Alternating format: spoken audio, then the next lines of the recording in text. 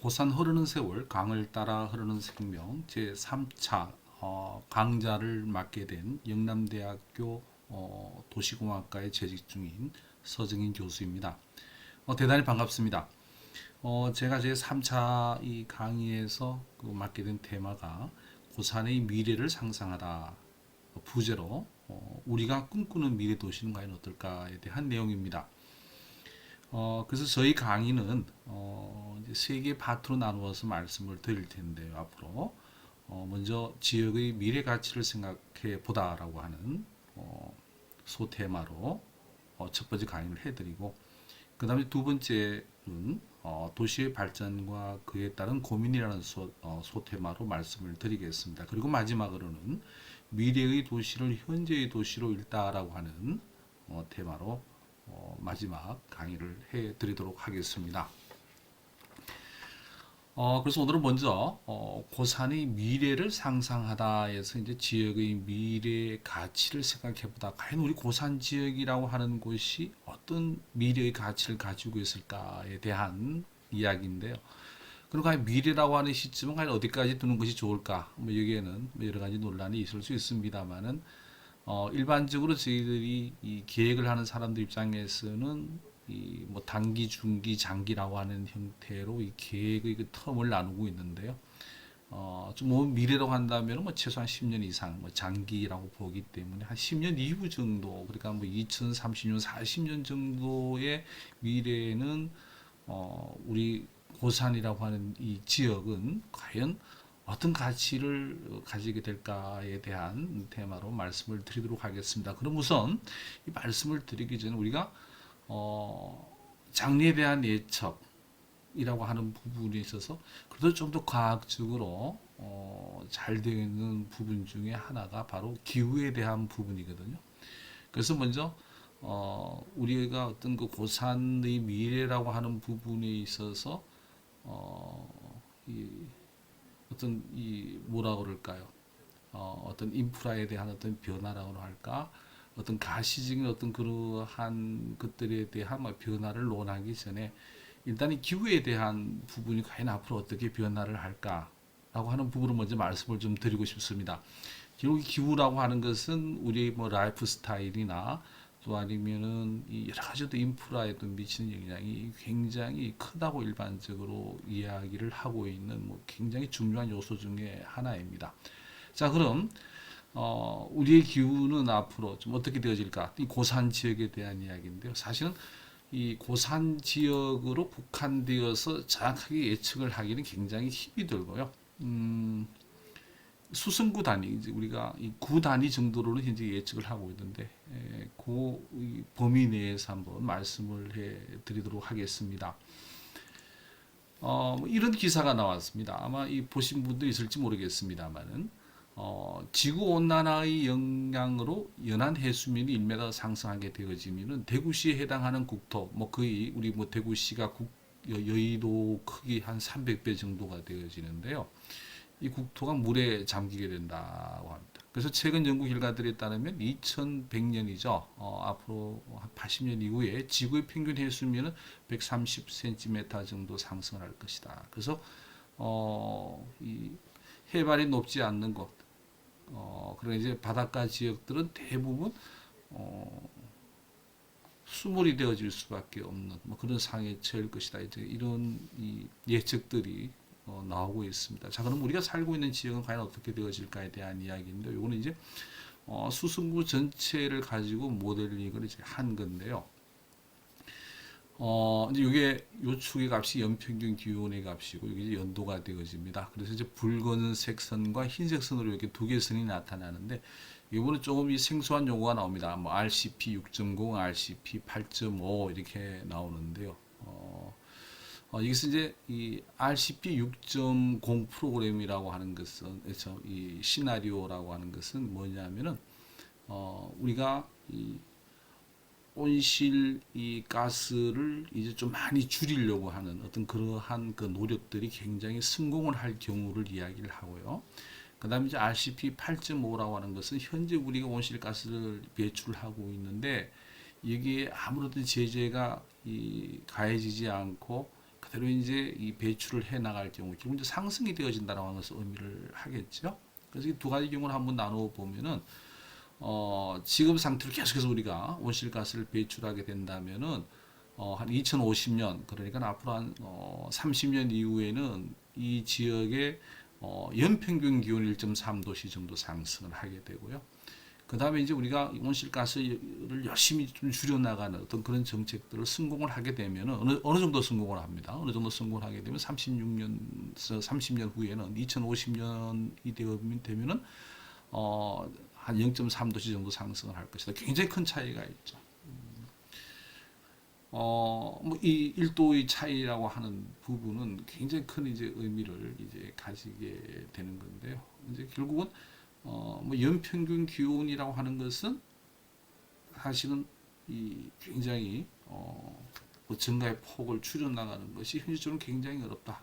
그러니까 앞으로 지금보다는 훨씬 따뜻하게 되어질 거다는 거고요. 이 부분을 조금 더 이제 상세하게 한번 들여다 보면은요. 우선 그럼 연평균 최고 기온, 연평균 최고 기온입니다. 최고 기온들을 그 날에 있어서의 최고 기온들을 전부 다 더해서 평균을 낸 값을 연평균 최고 기온이라고 그러는데, 이것도 마찬가지로 이제 RCP 8.5와 6.0에 대한 시나리오를 이렇게 해보면은 8.5 그러니까 이제 현 추세대로 계속 이제 이 온실가스가 증가가 되어진다면은 30년 후에는 한 1.3도씨 정도 증가되어질 거고, 그 다음에 연평균 최저기온, 그러니까 하루 이제 최저기온들에 대한 합을 이제 365로 나눠서 보면은 연평균 최저기온이 한 1.2도씨 정도 높아질 것이다. 그러니까 이제 겨울이 그러니까 이제 좀 추워지지 않고 더 따뜻해진다라고 하는 이야기를 하잖아요. 그래서 이제 뭐 대부분의 이제 이 기후학자들이 이야기하기를 우리 한반도 전역이 이제 뭐 전역이라고 하면 좀 이 과한 표현일지 모르겠습니다만은 지금 이제 우리 남한 지역이 되어지겠죠. 이 지역 같으면은 향후 뭐 2, 30년 후에는 뭐 아열대성 기후로 변할 것이다라고 하는 어떤 그런 예측들을 하고 있는데, 그 예측들에 대한 뭐 신뢰성이 점점 높아지고 있는 현상들을 우리가 지금 피부로 겪으면서 살고 있지 않나 이런 생각이 듭니다. 자, 그리고 이제 우리가 좀 더 체감할 수 있는 부분에 대한 이야기를 하나 좀 해드리면요. 뭐 올 여름은 뭐 굉장히 이 장마가 좀 길었고, 좀 예년보다는 좀 덜 뜨거웠다는 이야기를 이제 합니다만은, 그래도 이 폭염이 지속되어지는 것은 그래도 뭐 우리에게 뭐 굉장히 그 생활에 큰 영향을 이제 주었죠. 그래서 이 폭염이라고 하는 것도 이제 하나의 이제 재해로 이렇게 받아들여지는 시대를 우리가 살고 있습니다만은, 폭염이라고 하는 것은 이제 우리가 어떻게 정의를 하고 있냐면은 35도씨 이상인 경우가 이틀 이상 계속되어지면 그건 폭염이다고 이야기를 하고요. 그리고 여름밤에 굉장히 주무시기 힘들지 않습니까? 열대야가 지속되어진다고 하는데, 열대야는 우리가 그날의 최저 기온이 25도씨 이상인 밤이 지속되어지면 그 열대야라 이렇게 이야기합니다. 자, 우리가 뭐 연평균 기온이 올라간다, 그다음에 연평균 최저기온, 최저기온이 다 올라간다라고 하는 것은 결국 전체 평균의 값이기 때문에 우리가 쉽게 체감하기는 굉장히 힘들지는 모르겠습니다. 사실 그런데 상대적으로 폭염일수나 열대야일수는 우리가 쉽게 체감을 할 수 있는 값들이거든요. 그래서 보면 이제 이 8.5 시나리오입니다. 이 현 상태로 온실가스 계속 배출이 되어진다면 30년 이후가 되어지면은 폭염일수가 거의 한 보름 정도 더 늘어나게 될 거고, 그 다음에 열대야 일수도 거의 한 18일 정도 증가되어진다.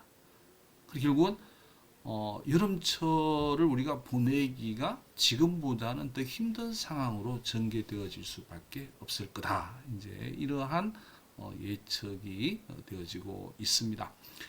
자, 그럼 이제 앞으로 이 기후라고 하는 부분이 우리에게는 녹록지 않는 형태로 변화되어질 가능성이 꽤 높다. 이제 이 생각을 일단은 조금 정리를 한번 해두실 필요가 있을 것 같습니다. 자, 그럼 이제 본격적으로 우리 지역에 대한 미래 가치에 대한 이야기를 한번 해보겠습니다. 사실 우리 고산 지역이라고 하는 것은 이 대구시라고 하는 대도시, 지역에 있어서도 다른 지역에 비해서는 상대적으로 꽤 안전하고 쾌적한 도시다 이렇게 시민 주민들이 느끼고 있는 것 같습니다. 그럼 이곳이 왜 안전하고 쾌적한 도시일까? 즉, 좀 더 범위를 좁힌다면 지역일까? 이렇게 생각할까? 그 속내를 한번 들여다보면 이렇지 않나 싶습니다. 우선 굉장히 좀 안전성이 높은 곳이다. 자연재해의 발생 빈도가 다른 지역보다는 높지 않다. 물론 대구 지역 전체가 자연재해에 대한 발생 빈도가 그렇게 높지 않는 지역입니다. 하지만 그 중에서도 특히 이 고산 지역이라고 하는 것은 자연재해의 발생 빈도가 꽤 낮고, 그 다음에 뭐 교통사고나 범죄 쪽에 대한 범죄 발생률과 같은 것을 보더라도 뭐 상대적으로 그렇게 높지 않다. 뭐 저도 들은 이야기입니다만은 일선이 이제 이 경찰관들의 이야기를 들으면은 특히 수성구 지역에서도 이 고산 지역이 굉장히 그 경찰관들이 근무하기를 선호하는 지역이라고 합니다. 그 이유를 한번 물어보니까 결국 범죄 발생률이 뭐 강력 범죄나 이러한 것들의 발생률이 상대적으로 굉장히 낮은 곳이기 때문에 경찰관들도 근무하기를 굉장히 선호를 한다고 그래요. 그럼 결국 상대적으로 굉장히 안전하다고 볼 수가 있을 겁니다. 그 다음에 두 번째 보건성이라고 하는 부분인데, 보건성이라고 하는 부분도 결국은 이제 들여다보면은 공해. 사실 우리 지금 이 고산 지역은 주거 지역이고, 그 다음에 그 주변 지역들은 전부 다 그린벨트로 둘러싸여 있는 지역이 됩니다. 그래서 그 뭐 가장 가까운 공업 지역이라고 해본들 아마 이 경산 산업단지 정도가 되어질 겁니다. 물론 이제 과거에는 지금 이제 중산 도시개발구역으로 이제 개발이 되어지고 있는 그 지역이 제일합섬입니까? 제일모직인가 제가 확실히 그 명칭을 기억하기 좀 힘듭니다만은 그 제일합섬이 있을 때 이제 4월 지역이나 일부 지역에 이제 공장들이 좀 있었습니다만은 뭐 그 이후에는 이 공장들이 이제 그 제일합섬 이제 떠나버리고 4월 지역에 있었던 공장들이 대부분 이제 문을 다 닫아버린 상태가 되어져 있죠. 그래서 공해로부터 굉장히 안전한 곳이 되어져 있다. 그 다음에 또 상대적으로 굉장히 위생적이다.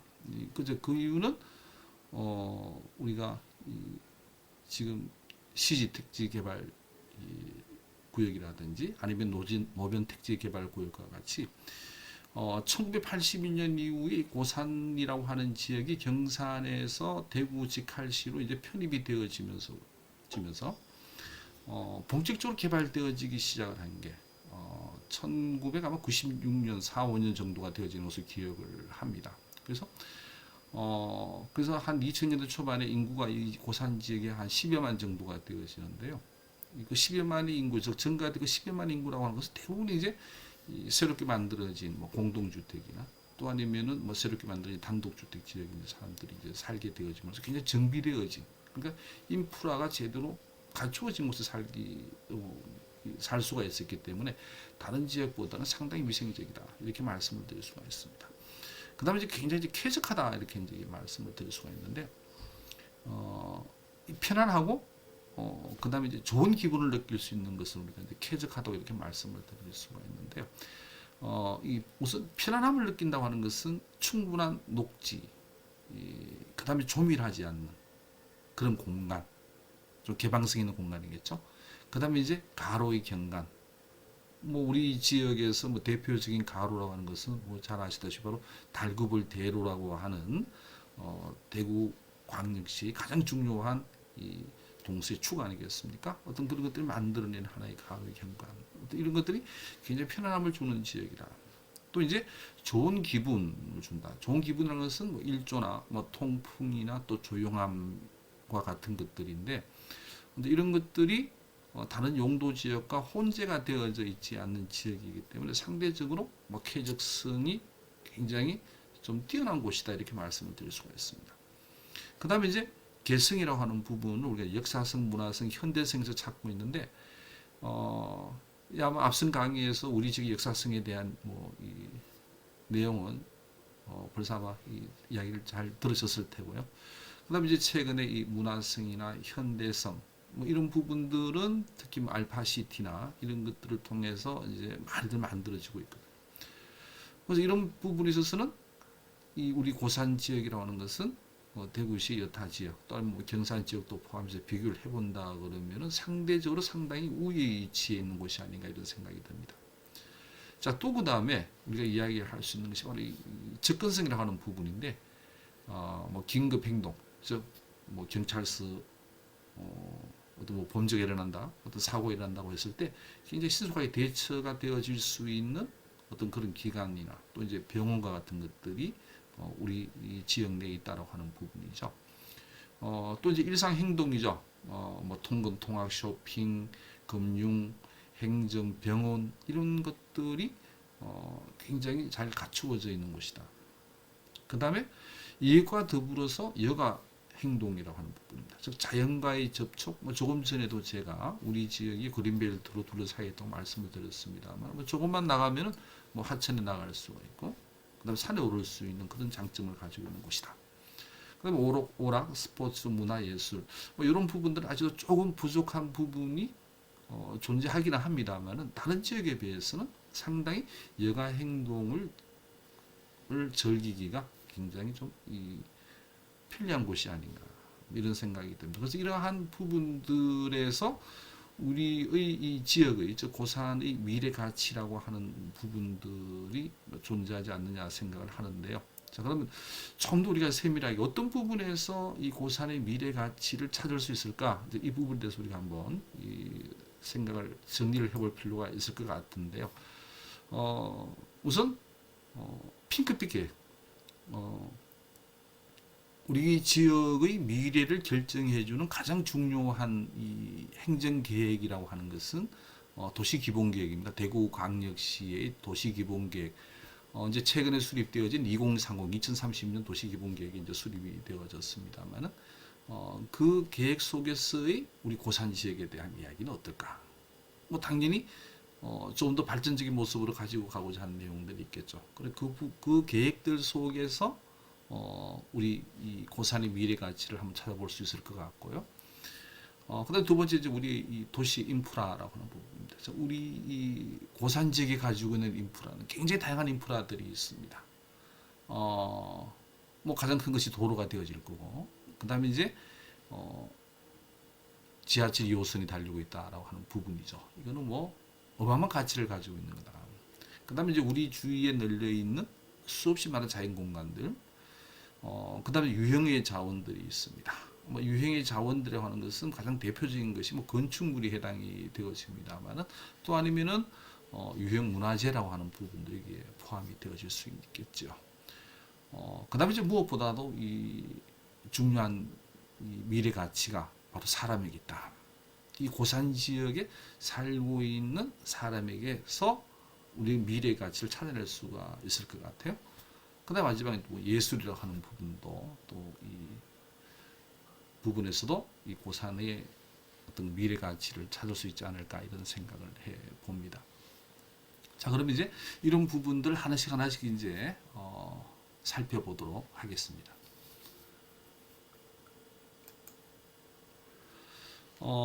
이제 뭐 조금 전에 말씀을 드렸습니다만, 자, 고산의 미래 가치는 핑크빛 계획이다.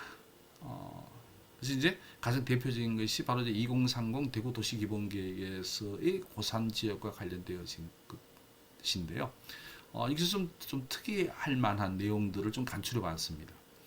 첫 번째가 이제 이 대구권 광역전철에 대한 부분입니다. 바로 이제 구미와 경산 간에 거의 한 62km 정도가 되어집니다만은 기존의 이제 경부선 라인을 그대로 이용을 하는데 이게 이제 이 우리 고산 지역 같으면은 뭐 경산역과의 거리가 뭐 불과 뭐 자동차를 뭐 이용해서 가더라도 뭐 10분 정도면 근접이 가능한 곳이니까 굉장히 이제 이 고산 지역의 어떤 미래에 있어서는 이 대구권 광역전철이라고 하는 부분은 굉장히 중요한 내용이 되어질 수 있다라고 하는 겁니다. 그다음에 이제 이 지역을 이 2030 계획에서는 신성장 거점 지구로 이제 해야 되겠다라고 하는 이제 내용이 포함이 되어져 있는데요. 이거는 사실 이제 2014년 대구 장기 종합 발전 계획에도 포함되어졌던 내용인데 바로 이제 수성 알파시티에 대한 이야기입니다. 지금은 이제 뭐 수성 알파시티 스마트 도시에서 또 하나가 더 붙었습니다만 그건 제가 막 다음 테마인가 다음 테마에서 한번 좀 중점적으로 그 내용들 모아서 설명을 드리도록 하겠습니다. 그 다음에 이제 이 배수분구라고 하는 게 있는데 이게 뭐냐 그러면 이 고산 지역에 비가 내리면 그 빗물을 이제 어디로 내보낼 거냐에 대한 부분에서 이제 이 고산 지역은 내리는 강물을 옥수천이나 또 아니면은 뭐 묘천을 통해서 그 다음에 이제 남천에 이제 거의 하류 부분에 이제 합류를 시켜서 금무강으로 내보내거든요. 근데 이 우리 지역에 있어서 강우가 내리면 이제 배수를 해야 되는 그 두 개의 하천, 매호천과 옥수천이라고 하는 두 개의 하천은 길이가 굉장히 짧습니다. 굉장히 신속하게 강우를 금호강으로 다 내보낼 수가 있거든요. 이게 결국은 우리 지역이 어떤 자연재해로부터 굉장히 강할 수 있는 어떤 그런 지형적인 장점을 가지고 있다 이렇게 말씀을 드릴 수가 있습니다. 그 다음에 이제 이 처리 분구는 이제 신천 처리 분구에 들어가서 이게 뭐냐 그러면 이제 바로 우리가 발생시키는 오수에 대한 부분입니다. 오수는 이제 전량 하수 처리장으로 다 보내서 이제 처리가 되어지는 그런 아주 위생적인 곳이라는 이야기인데 그렇게 이제 계획도 잡혀져 있고 실제 그렇게 이제 운영 중에 있다 이렇게 말씀을 드릴 수가 있습니다. 그 다음에 이제 우리 지역은 4개 광역 연계 거점에 해당이 되어집니다. 즉 수성, 시지, 칠곡, 신사, 안심, 달성, 영풍 이렇게 해서 4개 거점 연계 거점이 됐는데 우리는 이제 수성, 시지 이제 광역 연계 거점에 해당이 되어집니다. 거점이 되어진다는 이야기고요. 그래서 좀 더 상세하게 들여다본다면은 경산 그 도심하고 그다음 부산과 양산과 연계된 주요 교통축이 되어진다는 이야기입니다. 그래서 모든 어떤 지역의 발전은 결국 교통축에 입지를 하느냐 입지를 하지 않느냐에 있는데 이 지역은 바로 교통축에 입지를 하고 있기 때문에 발전을 하지 않을 수 없는 그러한 여건을 갖추고 있다고 말씀을 드릴 수가 있고 그 다음에 이제 조만간에 이제 가시화되어질 도시철도 3호선 연장 계획도 결국 이 고산 지역이 포함이 되어진다는 거죠. 그 다음에 이제 공간 기능으로서는 굉장히 중요한 기능이죠. 교육, 지식 기반 및 물류 서비스 중심과 문화 여가 중심지 조성이다. 제가 앞에서 이제 어떤 이 도시 지역이 가진 어떤 매력이라고 하는 부분을 정리를 한번 해드렸는데 이 2030 이 대구시 도시기본계획에서 우리 고산 지역에 부여해주고 있는 공간 기능이 천하 매력적인 요소들만 알짜배기만 더 골라서 이제 포함이 되어져 있기 때문에 이 고산의 미래 가치는 굉장히 높다. 그래서 이 핑크빛 계획이 그대로 실현이 되어진다면은 이 미래 가치는 지금의 가치와 비교를 해본다면은 무궁무진하게 커질 수 있는 그런 지역이 아닌가라는 생각이 듭니다. 자, 그 다음에 이제 이 2030 수성구 장기 발전 계획에서 고산 지역에 대한 이야기는 어떻게 되어지고 있느냐 하면은 이렇게 제가 이 부분이 이제 고산권 이제 이 수성구 장기 발전 계획에서는 고산 대권인 혹은 고산 생활권이라고 이야기를 하고 있는데요. 스마트 시티 거점이 되겠다. 여기 이제 알파 시티가 되어지죠. 그 다음에 이제 천을산 우리가 이 매년 해맞이 이 행사를 하고 있는 것 아닙니까? 이게 이제 수목원을 조성을 하겠다. 그 다음에 이제 ICT 관련 산업 육성, 그 다음에 이제 이제 최근에 윤곽이 다 드러난 이야기입니다만 이제 간송 미술관을 건립한다든지, 그 다음 아트 테마막, 그 다음 대구 대공원 개발, 이러한 아주 굵직굵직한 사업, 지역의 어떤 이 문화 역량이나 어떤 이런 부분들을 굉장히 좀 높여줄 수 있는 것들이 우리 고산 지역에 계획이 되어져 있다라고 하는 부분도 우리 지역의 어떤 그 가치를 상승시키는 데는 굉장히 좀 긍정적인 요소들이 아니냐 이런 생각이 듭니다. 자, 이제는 핑크빛 계획이 아닌 좀 더 우리가 이 눈으로 확인할 수 있는 것에서 고산의 미래 가치를 한번 찾아보겠는데요. 먼저 이 고산의 미래 가치는 도시 인프라에 있다고. 도시 인프라라고 하는 것은 우리가 도시 기반 시설이라고 일반적으로 이야기를 합니다. 그래서 이것은 우리 고산 지역에서 일어났던 어떤 주요 기반 시설들이 정비 어떤 연역들을 쭉 들여다보면은 이 정말 인프라에 있는지 없는지를 우리가 판단을 할 수가 있는데요. 가장 큰 게 뭐냐면 1996년에 담티고개에서 이 고산 구간 이게 아마 중산 삼거리까지라고 제가 기억을 하고 있습니다만 6.4km가 되어지는 요 구간이 폭이 50m 도로로 이제 그런 왕복 10차선이죠. 지금 같은 형태로 이제 확장 개통이 되어진 게 1996년이 되어집니다.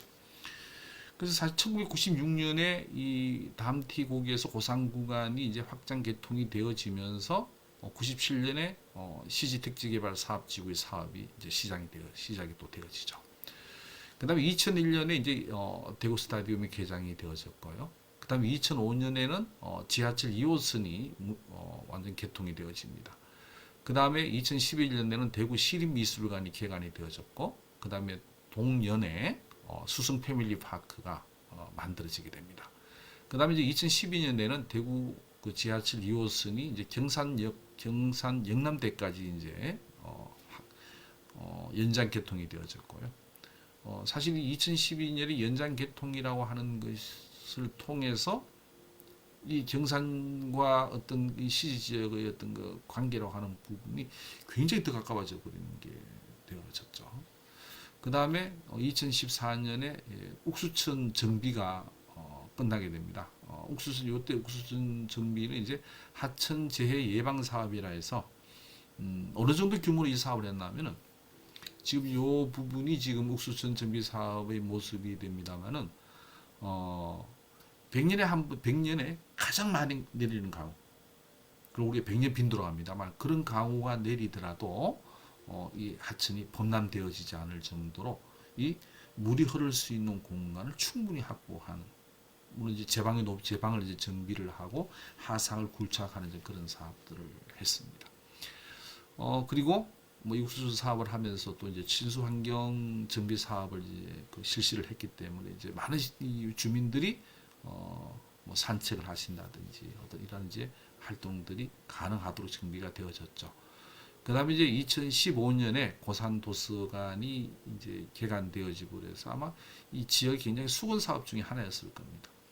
그 다음에 이제 2016년에 이제 대구 삼성 라이온스 파크가 개장이 되어졌고요.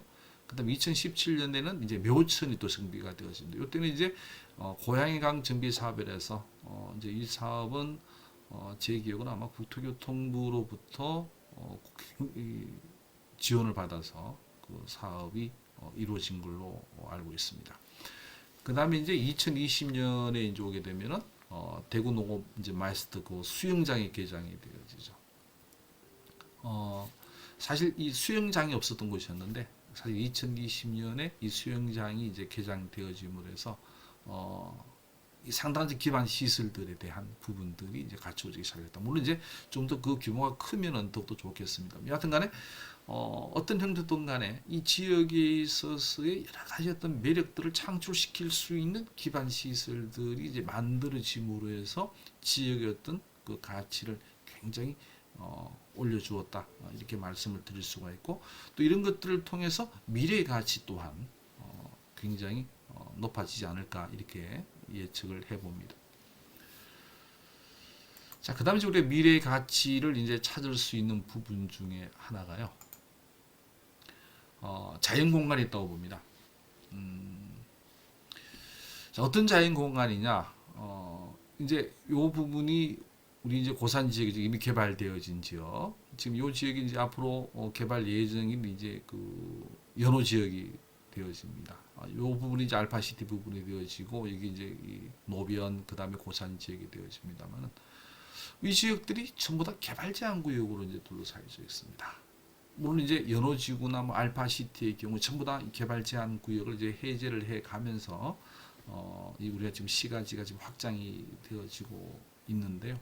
하지만 그 주위를 둘러다 본다면은 모든 곳들이 대부분 이제 이 개발 제한구로 둘러싸여져 있다. 개발 제한 구역이라는 것이 뭐 제 기억으로 1970년대 초반에 이제 우리나라에서는 개발 제한 구역의 지정을 이제 시작을 했습니다만, 여러분도 잘 아시다시피 뭐 개발 제한 구역이라고 하는 것을 설정한 이유는 우리가 이 도시의 어떤 그 팽창을 좀 억제를 한번 해보자. 그다음에 이제 어떤 저밀도로 어떤 지역이 좀 개발되어질 수 있도록 해보자라고 하는 측면에서 개발 제한 구역을 이제 지정을 해놓고 있거든요. 그래서 지금 요 사진이 뭐냐 그러면 이제 성동들의 모습입니다. 지금 요 아파트가 아마 아마 보성 2차일 것 같은데요.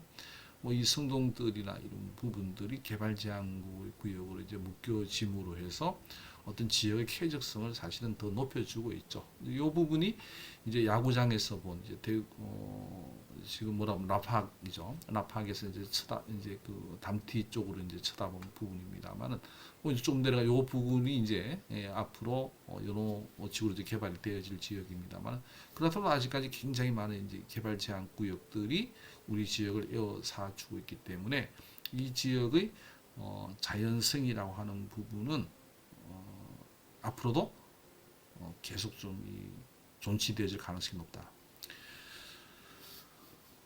사실 이 수성구 전체 면적 한 79%가 사실 개발 제한 구역인데요. 이게 대구의 다른 구들에 비해서 수성구가 그만큼 살기 좋은 지금 지역으로 존치되어지는 가장 큰 이유 중에 하나는 바로 이 개발 제한 구역에 있지 않나 저는 그렇게 생각을 합니다. 자, 그 다음에 이제 마찬가지 자연 공간에 있는데 우리 주변에 굉장히 많은 자연 공간이 있는데 그중에서 가장 큰 자연 공간 중에 하나가 바로 이 국가가치는 금호강입니다. 이제 우리 지역의 이제 북쪽 편과 그 다음에 이제 이 동쪽 편의 이제 일부가 이 금호강으로 해서 이제 타 지역과 단절이 되어지고 있습니다만 이 금호강이 우리에게 어떤 주는 여러 가지 뭐 혜택이라고 하는 것은 뭐 과학적 근거를 가지고 이야기를 하지 않더라도 여러분들이 충분히 이해를 하시고 있지 않을까 싶습니다. 자, 그 다음에 이제 바로 아까도 말씀드렸던 바로 옥수천과 매호천인데 이건 옥수천과 매호천은 지방 하천인데요. 이제 국가 하천은 이제 국가가 지정 관리를 하고 지방 하천인 경우는 이제 뭐 광역지방자치단체장이 지정을 해서 이제 지정을 하고 관리를 하는 하천입니다. 이 옥수천이라는 하천은 사실 하천의 연장이 한 3km밖에 되어지지가 않고요. 그 다음에 매호천에 제가 지금 오타가 나왔는데 요 유로 연장이라고 해서 하천 연장입니다. 하천의 길이가 매호천이 옥수천보다 한 3km 정도 더 깁니다. 한 6km 정도가 되어지는데요. 그럼 두 하천의 길이를 다 합쳐봤자 고작 한 10km 남짓한 하천입니다만 이 하천이 우리에게 주는 어떤 이 혜택이라고 하는 것은 사실은 상상을 초월하죠. 뭐 이 두 개의 하천이 정비되어진 이후의 지금 모습들을 보여주고 있습니다. 사실 정비되어지기 이전에도 특히 이제 우리 지역이 많은 강우가 내리더라도 굉장히 신속하게 이 하천으로 유입이 되어져서 검광으로 전부 다 배수가 잘 이루어지는 어떤 그런 지형적 구조를 가지고 있었기 때문에 사실은 이 지역이 뭐 옛부터 굉장히 농사가 활발하게 이루어졌던 지역이거든요. 그래서 이러한 자연 공간은 우리에게 우리 미래에서 볼 때는 뭐 어마어마한 가치를 가지고 있는 것이 아닌가 이런 생각을 해봅니다. 제가 좀 위로 올라오겠습니다.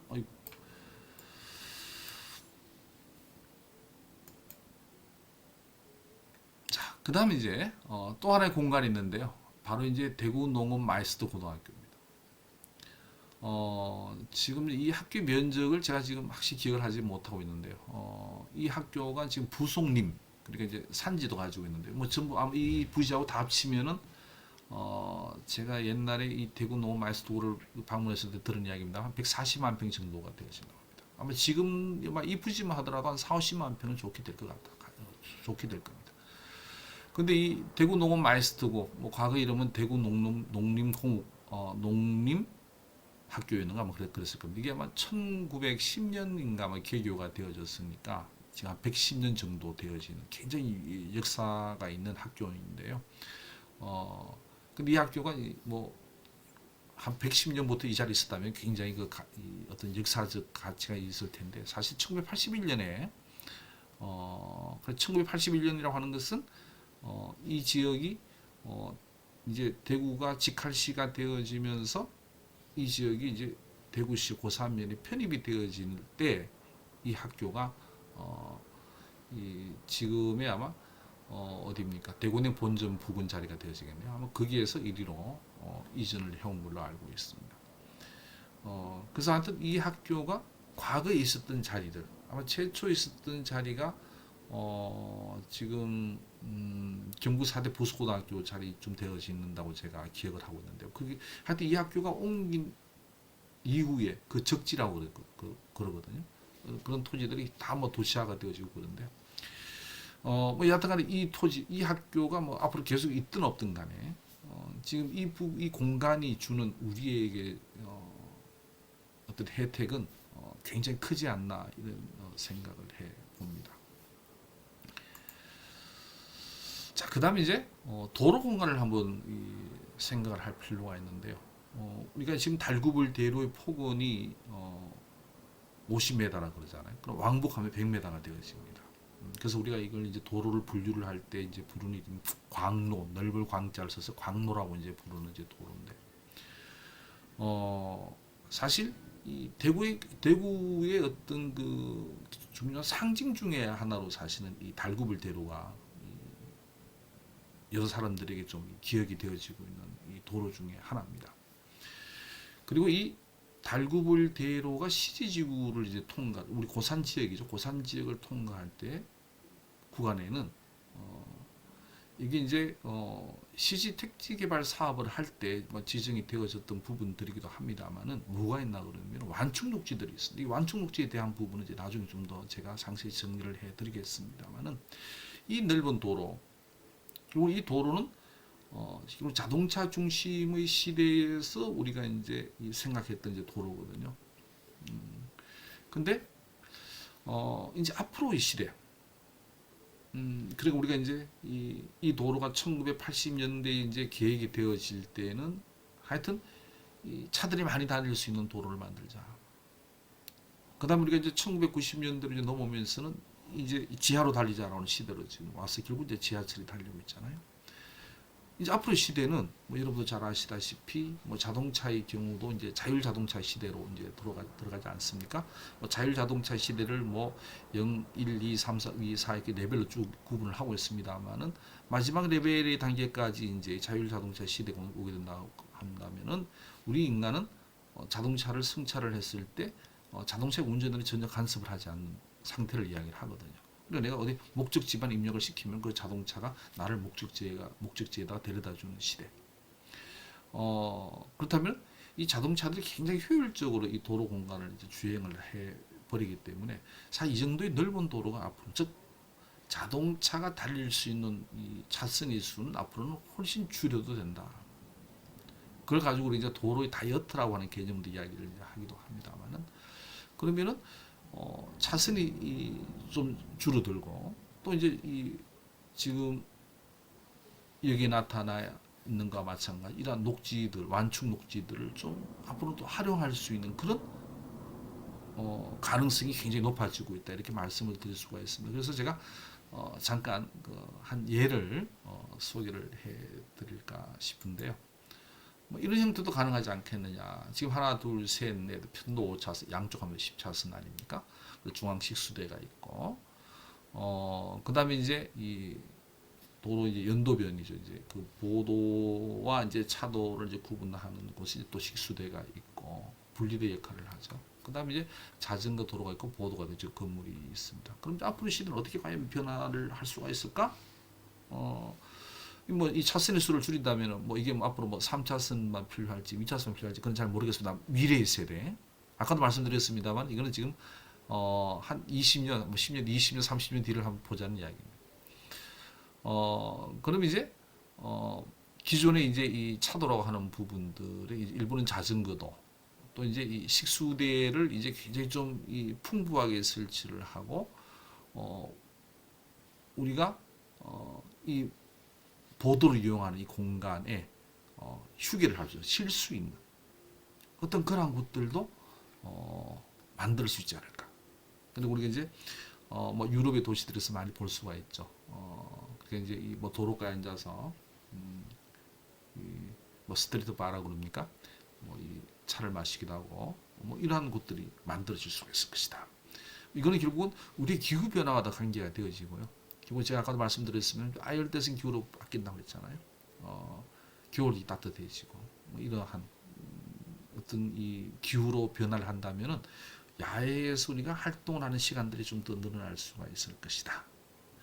이제 또 하나 제 학생들에게 이 이야기를 하면은 그럽니다. 아이 교수님 여기 앉아서 앉으면 얼마나 시끄러운데요. 또 자동차 매연 얼마나 심합니까? 근데 이제 앞으로 우리 자동차는 전기 자동차나 뭐 수소 자동차나 해서 이제 매연이 나오지 않는 자동차잖아요. 그 다음에 엔진 소음이 이제 줄어들고 자동차 바퀴가 도로면과 마찰을 하면서 이렇게 마찰 소음 정도가 되어지기 때문에 도로 소음이 굉장히 줄어드는 시대를 살게 됩니다. 그렇다면 결국은 이러한 공간에 대한 활용이 굉장히 높아질 수 있는 어떤 그런 사회로 바뀌어져 갈 건데 어떤 그런 시대가 온다면은 우리 시지 지역의 이 넓은 고산 죄송합니다. 제가 시지 고산이 자꾸 이 혼돈이 되어지는데 고산 지역이 기존에 가지고 있는 그 완충 녹지와 그 다음에 이 넓은 도로를 잘 이용을 해버리면은 굉장히 어떤 이 새로운 공간이 만들어짐으로 해서 어떤 지역의 어떤 매력을 더욱더 상승시켜 나갈 수 있지 않을까 이런 생각을 해봅니다.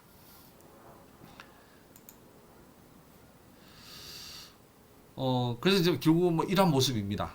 이러한 모습으로까지 조금 더 우리가 만들어 나갈 수 있는 그래서 뭐 오픈 카페, 뭐 이동형 점포 스페이스나 뭐 이러한 어떤 시대로 우리가 접어드는 데 있어서 가장 이 적합한 곳이 바로 이 지역이 고산 지역이 아닐까라는 생각을 해봅니다.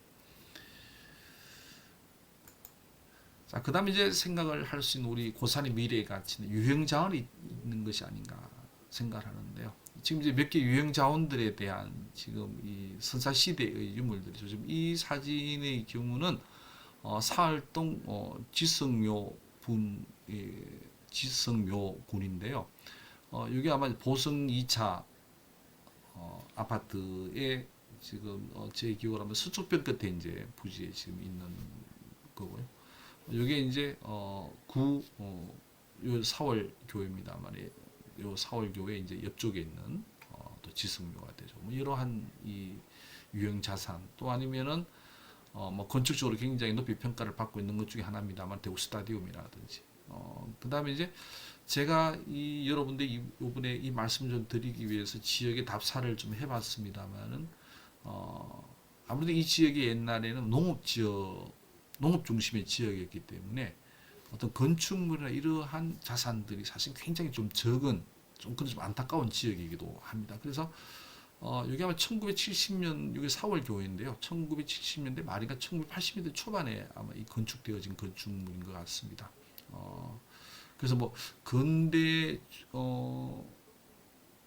유산이라고 이야기하기는 뭐 나이가 그렇게 좀 많이 들지 않습니다만 어떤 이러한 것들이 좀 없다라고 하는 어떤 이러한 이 아쉬움이 좀 있습니다만은 자 그런 반면에 이제 이런 새롭게 만들어지는 이러한 이 공공시설들이 어떤 좀 더 건축학적인 측면에서 좀 가치가 있는 것들로 좀 채워진다면은 어떤 유형 자원적인 측면에서도 고산의 미래 가치는 좀 올라갈 수 있지 않을까라는 생각을 해봅니다. 그다음 이제 예술이 있다. 이 부분도 이제 사실은 뭐 우리 고산 지역이 이 공간이 고산 지역의 공간에 뭐 예술품이 넘쳐나고 있는 것은 아니고요. 이제 서서히 이런 것들이 좀 나타나기 시작을 하고 있는데 불행하게도 이게 이제 이 알파시티의 이제 수변공원이나 또 아니면은 이제 알파시티의 이제 도로변이죠.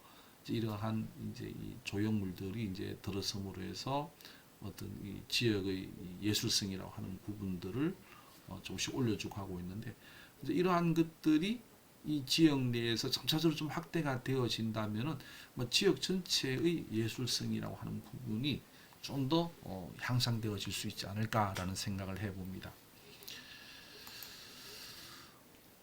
그다음에 이제 이 생각을 할 수 있는 것이 바로 이 고산의 미래 가치는 숲에 있다고 저는 보는데요. 수성구에 이제 굉장히 많은 근린공원이 있는데, 그 중에서 이제 이 우리 지역에 있는, 우리 고산 지역에 있는 근린공원이 매호, 신매, 노변, 그다음에 사월공원이라고 하는 것이 있습니다.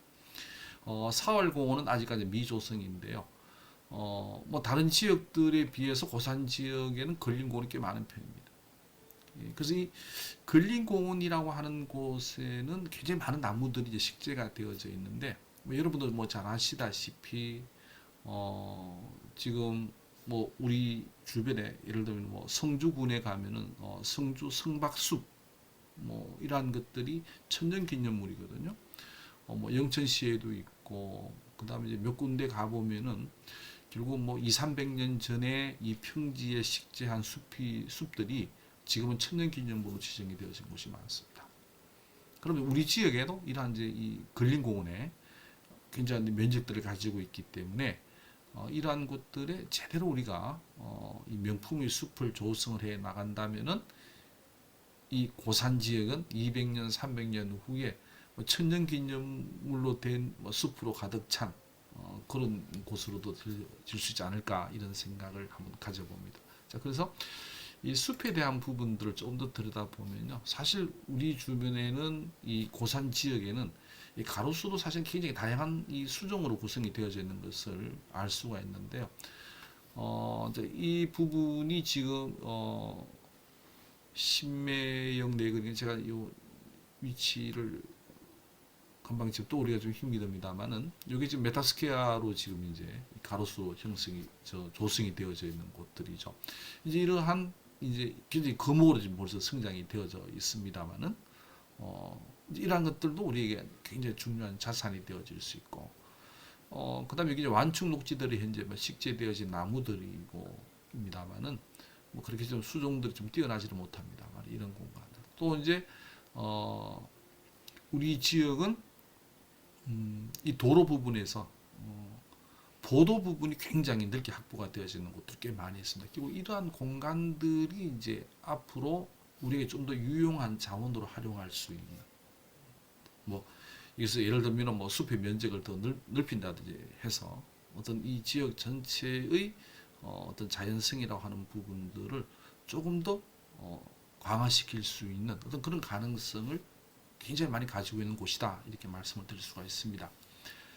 그래서 실질적으로 어느 정도의 우리가 이 완충 녹지를 가지고 있냐면은 이제 이 부분이 여기 지금 대구 농업 마이스터고인데요. 여기 신매역이죠. 신매역에서 이제 요게 담티역 쪽으로 가는 부분입니다. 요 완충 녹지가 뭐 요 계략적으로 계산을 한 면적입니다만 거의 한 2,700평 정도 완충 녹지가 존재를 하고 있고요. 그 다음에 여기 이제 신매시장 쪽입니다. 신매시장 쪽도 한 1,000평 정도의 지금 완충, 여기 고수한 도서관입니다. 그 다음에 이제 하나타운과 그 다음에 요 누리타운 이쪽에도 보면은 이제 양쪽 편에 지금 하나타운과 누리타운은 뭐 양쪽 편에 있고 그다음 두레타운은 지금 한쪽 편만 지금 이 완충 녹지가 만들어져 있습니다만은 이게 뭐 총에서 약 한 2,000평 정도의 완충 녹지가 설치가 되어져 있고요. 그 다음에 이제 이 청림초등학교 쪽이죠. 요 태성 아파트와 그 다음에 창신 신화 아파트 쪽입니다만 이쪽 부분도 한 2,700평 정도의 완충 녹지가 있습니다. 실제 평수는 제가 이걸 뭐 지도상에서 계략적으로 지금 이 계측을 한 값이기 때문에 이것보다는 아마 꽤 더 많을 겁니다. 그래서 이러한 이 완충 녹지 공간들이라고 하는 것도 우리가 앞으로 활용할 수, 이 활용한다고 하는 것은 뭐 우리가 뭐 건물을 짓는다 이런 건 아니죠.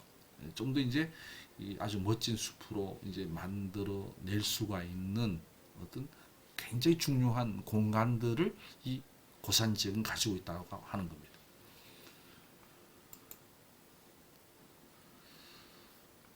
그 다음에 이제 뭐 굉장히 다양한 이 뭐 공원, 어린이 공원도 마찬가지고요. 뭐 이러한 이 공간들에서 우리는 뭐 굉장히 이 풍성한 숲을 뭐 가꿀 수 있는 그러한 여력을 가지고 있다. 이게 사실은 고산의 미래 가치 부분에 있어서는 굉장히 큰 부분을 차지하고 있는 게 아니냐 이렇게 말씀을 드릴 수가 있습니다. 자, 이제 마지막 부분인 것 같은데요. 우리 미래 가치는 사람에게 잘 수 있지 않을까 싶습니다. 지금 여기에 이제 보이는 게 우리가 정비되어진 현재 이게 매호천 같네요. 매호천에서 지금 물놀이를 하고 있는. 사실 우리가 도심 지역의 하천에서 물놀이를 한다라고 하는 이러한 것은 상상하기가 쉬운 게 아니죠. 사실 여기서 물놀이를 하려고 한다면 몇 가지 조건이 갖추어져야 되는데요. 첫 번째 조건은 하수가 유입되어서는 안 된다라고 합니다. 하수가 완벽하게 분리되어서 처리되어져야 된다. 그 중요한 기반 시설이거든요. 그 다음에 이제 하천의 바닥이 굉장히 안전해야 합니다. 즉, 상류에서 뭐 쓰레기나 이런 것들이 유입이 되어져 들어온다면은 사람들이 물놀이를 할 수가 없죠. 이제 그런 것들이 완전히 차단되어진 곳이다. 그 다음에 여기 흐르는 물이 깨끗해야 할 것이다. 사실 이제 먹는 물 수질 기준 정도까지 가야만이 사람들이 여기서 이제 애들이 이제 물놀이를 해도 위생적으로 크게 문제가 없는데요. 사실 이 지금 묘천의 수질이 먹는 물 수준까지 온 건 아닙니다만, 이 대부분의 분들이 아시고 계시겠습니다만은 지금 우리가 옥수천이나 또 아니면 묘천에 흐르고 있는 물은 금호강의 바닥 밑에 우리가 이제 하천의 바닥을 하상이라 그러는데 하상의 아랫부분에 있는 물, 그걸 이제 복류수라 그럽니다. 그 복류수를 끌어올려서 복류수는 지하수와 똑같습니다. 그걸 끌어올려서 묘천과 옥수천의 상류로 끌고 와서 물을 다시 흘려보내고 있거든요. 굉장히 깨끗한 물이 흐르고 있습니다. 물론 이제 그 물을 끌고 오는 데에는 엄청난 에너지가 소요가 되어지기 때문에 실질적으로 이 하천을 유지 관리하는데 비용이 좀 많이 들어간 부분이 있죠. 그래서 이건 좀 우리가 또 앞으로 고민을 해봐야 할 부분이고, 이건 아마 두 번째 잠깐만요. 그러네. 두 번째 이 파트에서 제가 좀 더 말씀을 드리도록 하겠습니다. 근데 여하튼간에 이 자연과 친숙해질 수 있는 아이들, 도시 속에서도 여기서 이제 크는 아이들의 이 마음의 씀씀이는 앞으로 어떻게 되어질까? 이게 바로 고산의 미래가 아닌가 싶은 생각이 듭니다. 그 다음에 사람에게 고산의 미래가 사람에게 딱 자생력이 있다라고 하면서 지금 생뚱맞게 지금 신매시장을 지금 들고 나왔는데, 이 신매시장이라고 하는 것은 지금 요 그림이 뭐냐면요. 여기 이제 1990년대 초반에 시지 택지 개발 사업 지구를 할 때 이제 토지 이용 계획도입니다.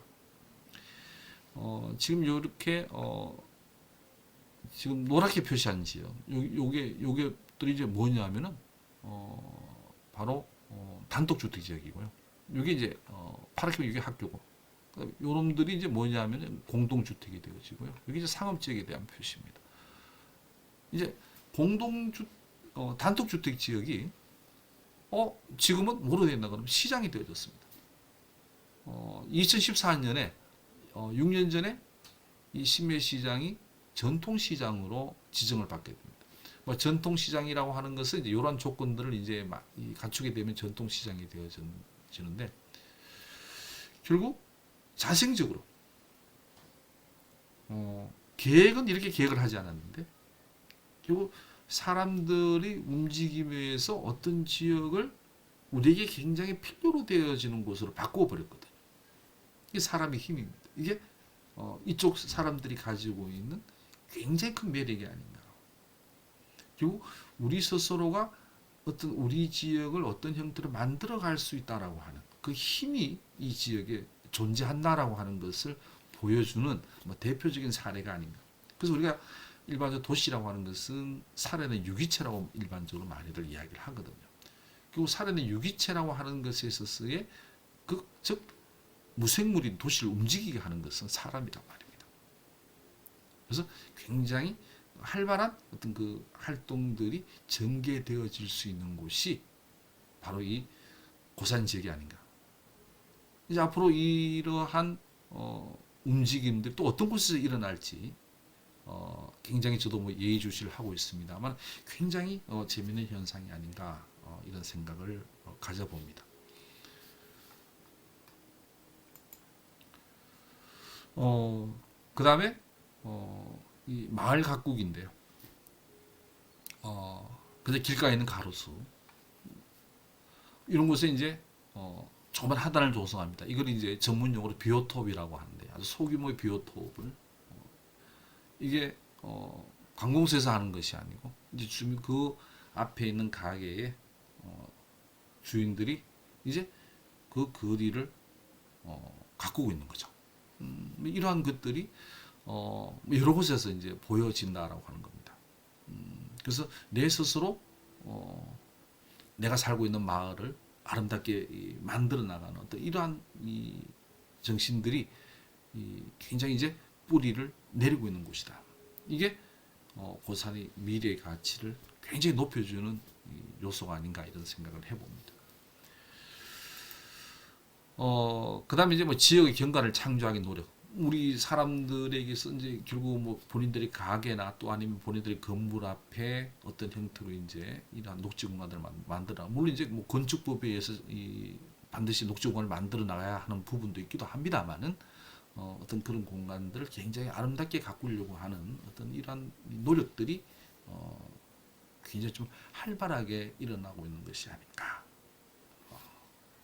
저는 뭐 그렇게 보고 있습니다. 그 다음에 이제 뭐 지역의 이 자치 역량을 뭐 강화하기 위한 여러 가지 활동들이 사실은 끊임없이 일어나고 있다라고 하는 부분도 우리의 미래를 굉장히 밝게 해주고 있는 부분들이 아닌가 이런 생각을 해봅니다. 제가 좀 두서없이 오늘 좀 말씀을 너무 길게 좀 드린 것 같아서 대단히 송구스럽습니다만은 결론적으로 좀 이 말씀을 드리자면은 이 고산의 미래 가치라고 하는 부분은 굉장히 높다고 볼 수 있지 않나 이렇게 말씀을 드리고 싶고요. 그 농업 중심의 어떤 지역이